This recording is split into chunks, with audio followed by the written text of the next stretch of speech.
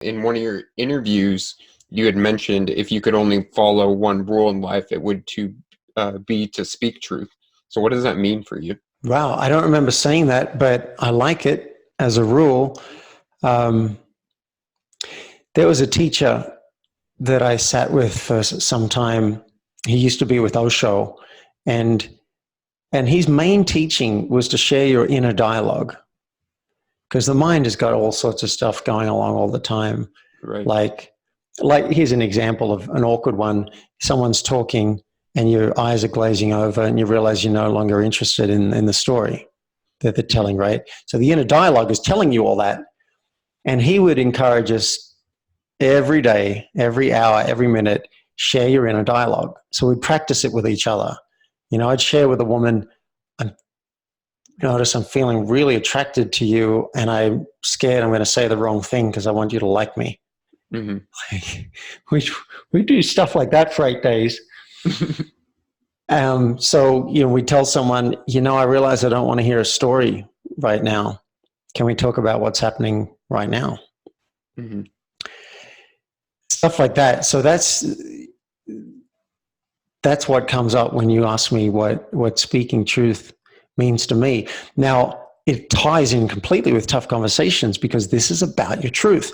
You've got a problem with somebody, you've got a toleration or a frustration or some kind of contraction. That's your clue. That's the clue that there's something here that might need to be expressed. And then when you can find it, that's a big win. Oh, I feel,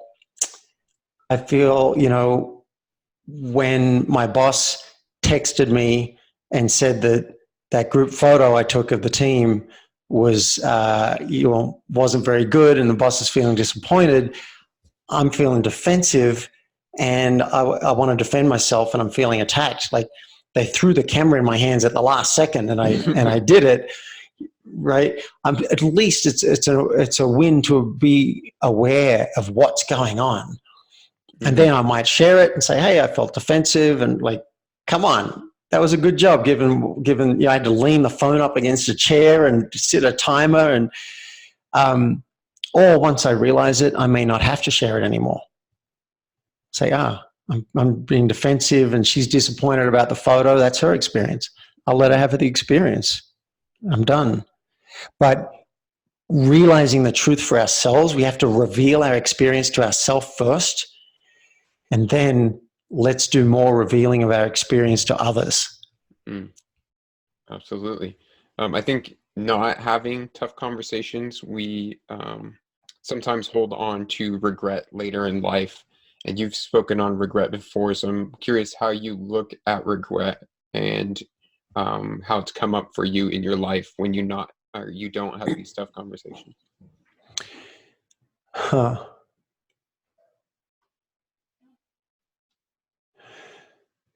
Well, the regret speaks to me. I'm not sure how I tie that to the tough conversations, but let's see if the connection does appear. Because I regret not speaking up to bullies and I regret not asking girls out, and I do regret not speaking up. Here's another example. A politician came to speak to our university in Australia, and he was speaking about how students would now have to pay something to go to university because it was free. Free education, right? He said, you're going to pay $2,000 a year, but you won't have to pay it until you're working and earning enough money, a certain level, and we'll take it out of your salary as an extra tax to pay back to contribute towards education. And people hammered him. Students were getting up and like being really critical. And I was sitting there going, how dare you? You think you should get a free education? You're only going to pay $2,000 a year out of your salary when you've proven that the education is going to make you money. Mm-hmm. And I didn't say anything. I didn't say anything in the group. And as the politician was leaving, I said, hey, I agree with everything you said. He said, oh, great. You should have said something.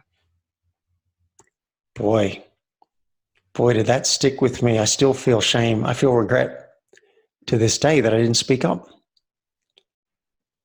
So I sometimes imagine being on my deathbed, or I can imagine it right now. What if I knew I had an hour left, and I wonder what would I regret?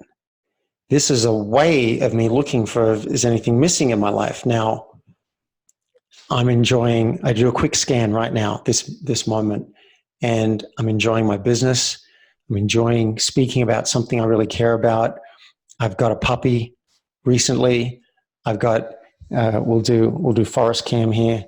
Here I am in the mountains of Colorado, and I've got good friends, and I'm doing everything I can to take care of my health and my body.